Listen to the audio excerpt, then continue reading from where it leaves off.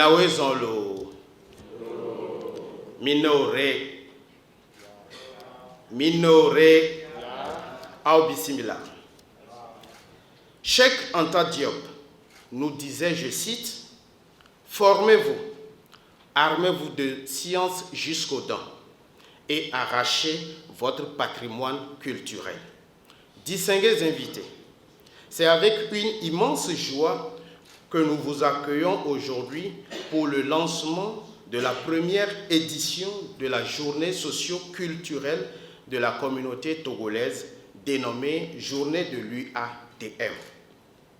Cette journée est prévue pour le 23 et le 24 novembre 2024.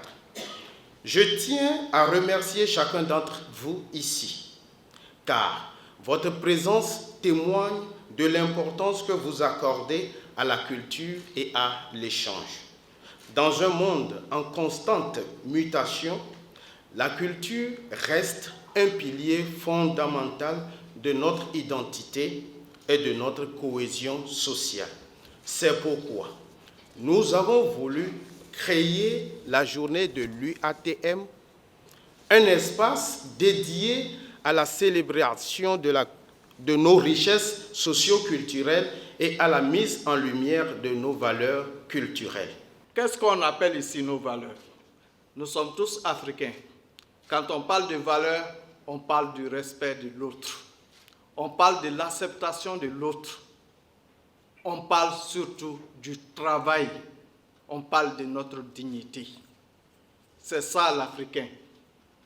Donc, quand nous nous retrouvons ensemble, ayons le courage de dire que notre Afrique est en danger quelque part.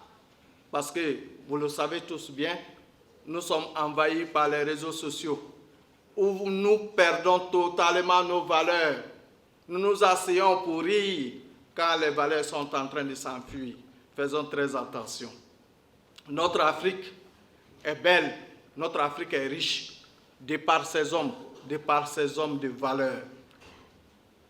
Je vous informe, ce ne sont pas les chiffres de la FECAM, mais les chiffres de l'OIM.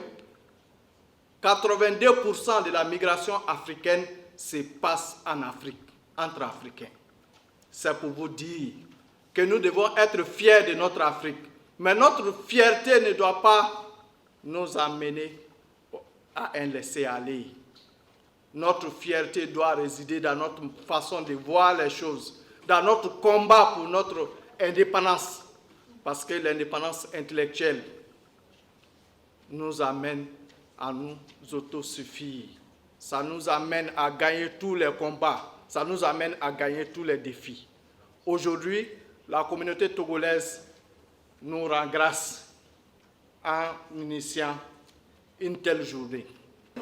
Je profite pour saluer le président de l'UATM et l'association l'UATM et monsieur le délégué pays, qui est monsieur David Atikan Koko, qui n'est pas là.